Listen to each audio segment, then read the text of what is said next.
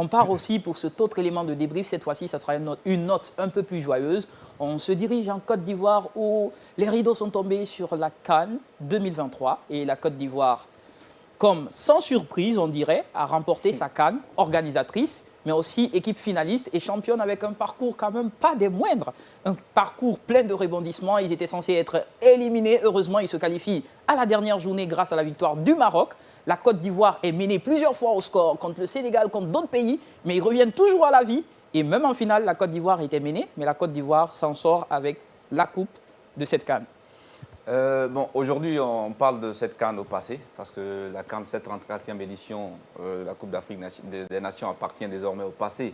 Et on sait déjà qui a remporté cette 34e édition. Au passé, mais jusqu'à la prochaine édition, c'est la Côte d'Ivoire. Non, mais bon, là, je parle de la compétition, en fait. D'accord. Je ne parle pas du trophée et ni le gagnant. Et on sait déjà, le gagnant ici, c'est la Côte d'Ivoire qui a gagné face au Nigeria. 2-1, et on rappelle que la Côte d'Ivoire est revenue encore au score, comme toujours. Oui, ils étaient menés, ils étaient justement menés 1-0. Et on a vu un peu l'ambiance dans le stade avec les supporters qui étaient dessus. Et si on se rappelle un peu, à la défaite face à la Guinée équatoriale, 4-0, d'autres même se disaient, est-ce que c'est pas ce qui va se faire? Parce qu'après, l'équipe favorite, c'était justement le Nigeria.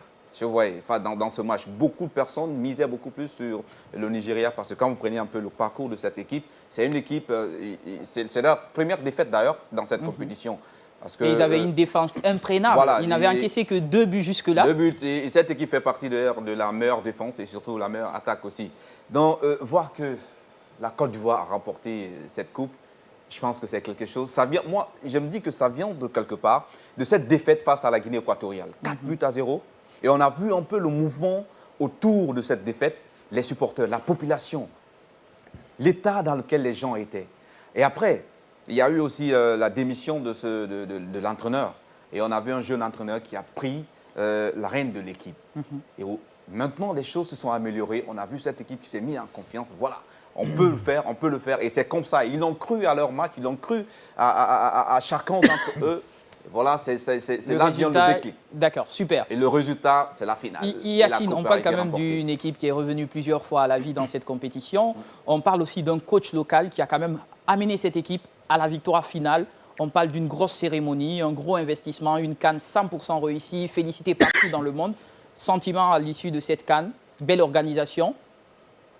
Je pense que c'est la meilleure CAN. J'ai vu une très bonne CAN en 2006 lorsque l'Égypte a organisé, après celle de... En 2012 aussi, c'était beau, Gabon et... Je me rappelle le Gabon et Guinée équatoriale. Oui, mais ce n'est pas du même standing en fait. J'ai trouvé que les stades égyptiens, c'était bon. En Côte d'Ivoire, je me rappelle aussi l'Afrique du Sud, c'était pas mal en 96. Mais cette Coupe d'Afrique-là, je trouve, la Côte d'Ivoire a su, mais aussi en dehors du terrain, organiser une très belle CAN. Maintenant, ce qui est arrivé, les Ivoiriens, ils ont l'un des meilleurs effectifs de toute l'Afrique. Quand vous voyez ce qu'ils ont dans leur équipe, c'est du lourd. Après, au premier tour, ça n'a pas marché. C'est surtout parce que aussi ils ont cédé sous le poids de la pression. Peut-être qu'ils étaient aussi suffisants. Non, ils n'étaient pas suffisants. Non, on a vu leur premier match quand même. Non, ils n'étaient pas très performants. Oui, non, ils n'étaient pas suffisants. Ils n'étaient pas suffisants. Je trouve plutôt que la pression leur empêchait de pouvoir exprimer leur talent. Exactement, s'épanouir. Il y avait tellement d'attentes autour de ces joueurs, les Seko Fofana, les Ibrahim Sangaré qui a fini sur le banc, Kessié, Gradel, etc., Adingra, et Evan Deka.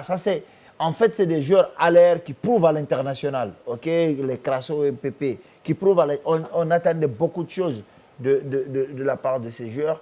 Donc cette pression les a fatigués. Mais quand ils sont arrivés en huitième de finale, il y a eu le départ du coach et ils se sont dit maintenant on n'a plus rien à perdre. Ils se sont lâchés. Hier, ils étaient nettement supérieurs au Nigeria. On n'a même pas reconnu cette équipe du Nigeria. Non, mais le Nigeria n'a jamais bien joué dans cette équipe, dans cette compétition. C'est une équipe qui fait un bloc bas. qui monte, qui marque et qui referme jusqu'à la fin. Elle est rapide. Ouais, ils ont Osimhen et puis voilà, Osimhen si, de Bruyta. si, Mais si je trouve que ce n'est que justice que la Côte Ce d'Ivoire n'est gagne que ça. justice que la Bravo Côte à ces d'Ivoire. gens-là qui nous ont montré beaucoup d'amour au cours de cette Ouais. compétition. Ce n'est que justice. On part aussi, en tout cas félicitations à la Côte d'Ivoire. On rappelle rapidement que le meilleur gardien, c'est le gardien sud-africain, meilleur joueur Trost Ekong du Nigeria, meilleur entraîneur Faye de Côte d'Ivoire, Enas Faye. meilleur buteur Nzoué de la Guinée équatoriale avec 5 buts.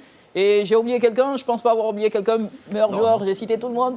Bon, D'accord. peut-être le jeune joueur. Le plus Jeune joueur, ok. Le meilleur joueur de la... Oui, Meilleur jeune justement, Adingra. meilleur jeune joueur, oui. Adingra de Côte d'Ivoire. Oui, c'est-à-dire Adingra de D'accord, Côte d'Ivoire. super.